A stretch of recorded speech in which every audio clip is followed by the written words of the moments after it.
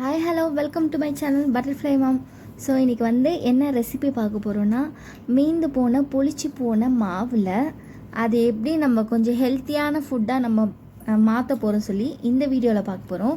அதாவது என்னென்னா, ராகி மாவு கலந்து செய்ய போகிறோம். இதில் இன்னும் ஒரு டிப்ஸும் இருக்குது. சத்தான ஒரு பொருள் சேர்க்க போகிறோம்.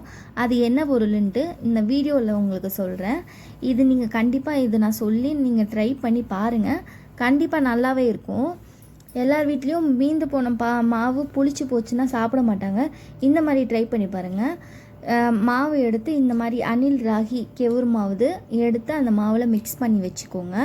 நல்லா மிக்ஸ் பண்ணி வச்சதும் நாங்கள் எப்பவுமே முருங்கைக்கீரை வாங்கி நெகல்லே காய வச்சு இந்த மாதிரி மொறுன்னு வர அளவுக்கு காய வச்சு எடுத்து வச்சுப்போம். இந்த மாதிரி ஸ்டோர் பண்ணி இந்த மாதிரி தோசைக்கு செய்யும் போது மிக்ஸ் பண்ணி செய்வோம். நீங்களும் இந்த மாதிரி டிப்ஸை ட்ரை பண்ணி பாருங்கள்.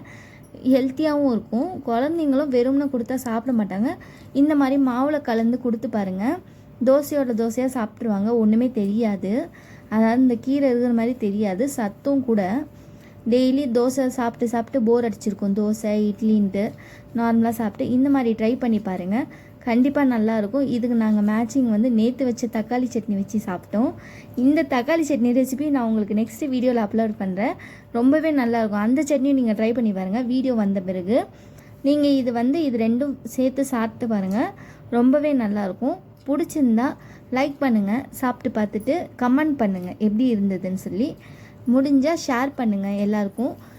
நம்ம சேனல் ஃபஸ்ட் டைம் பார்க்குறதா இருந்தால் சப்ஸ்கிரைப் பண்ணிவிட்டு பாருங்கள். கண்டிப்பாக நல்லாயிருக்கும். ட்ரை பண்ணி பாருங்கள். எங்கள் சேனலுக்கும் முடிஞ்ச அளவுக்கு சப்போர்ட் பண்ணுங்கள்.